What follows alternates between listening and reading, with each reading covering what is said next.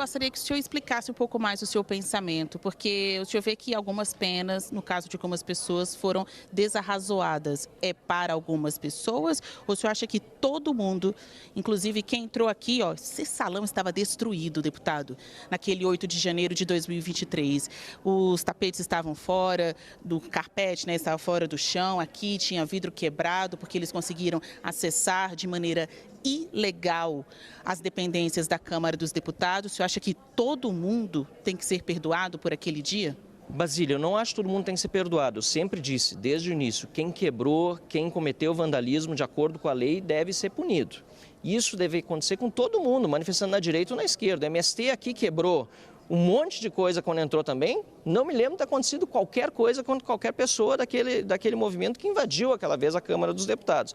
E mais ainda precisa pagar quem por omissão fez acontecer.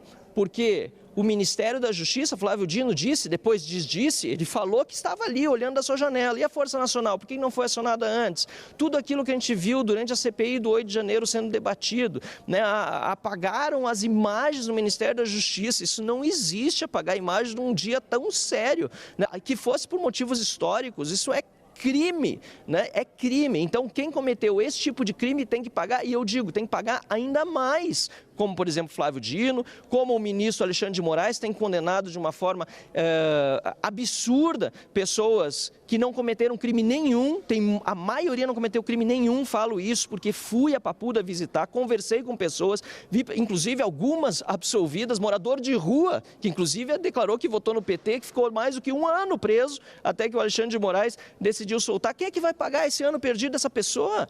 Só se tem empatia por ela se ela tivesse participado de uma movimentação de esquerda. Então, nós precisamos pacificar o país. Ninguém é a favor de quebradeira, todos os movimentos de direita sempre foram pacíficos. Eu preciso aqui reforçar que é graças a essa farsa que foi montada do 8 de janeiro que o governo Lula pôde se manter até agora, senão as pessoas de forma pacífica teriam continuado na rua, ele já teria caído como a Dilma, a impopularidade dele está aí.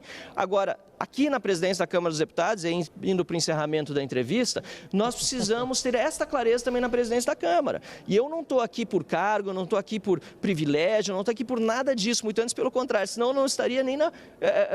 Eu não tenho esse interesse, eu estou na política por missão, e eu acho que nós, por missão, e eu acho que nós temos que manter a posição até o final. E uma entrevista anterior eu disse, se fosse por cargo, se fosse para ser vice de alguém, a grande vantagem, então se o Lula for candidato à reeleição e colocar um vice da direita, a direita vai votar no Lula?